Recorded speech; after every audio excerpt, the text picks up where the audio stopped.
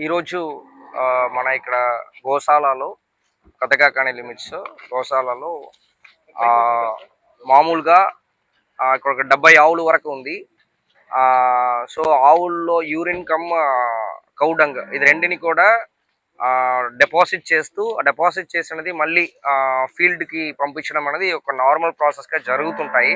దీనిలో ఈ cow dung plus urine కలిపిన దానిని వాళ్ళు బయటకి పంప్ చేయడానికి కోసం మోటార్ వాడుతుంటారనమాట. ఈ టోటలీ 3 పిట్స్ ఉన్నాయి. 3 పిట్లో 3వ పిట్లో ఈరోజు మోటార్ రిపేర్ అయిపోవడం వల్ల ఇది ఒక రెగ్యులర్ ప్రాసెస్గానే జరుగుతున్నట్టు ఉంది. సో ఒక కుర్రవాడు కిందికి దిగి అదిని కరెక్ట్ చేస్తున్న క్రమంలో ఒక అయన్ ల్యాడర్ కూడా నిచ్చులు కూడా ఉంది. అయన్ నిచ్చు ఒకటి ఉంది. సో మేబీ అది ఎర్త్ పాస్ అయి ఉండడం వల్ల నిచ్చు ద్వారా అది వచ్చిందన్నది ఒక చిన్న డౌట్, కన్ఫర్మేషన్ చేయాలి. అది ఒకటే పాసిబిలిటీ కూడా ఉంది.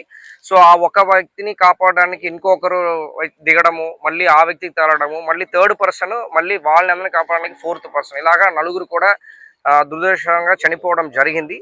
దీంట్లో 3 కూడా తెనాలి లిమిట్స్ చెందిన వాళ్ళు, ఒకరు మనకి సత్తెనపల్లి చెందిన వాళ్ళు.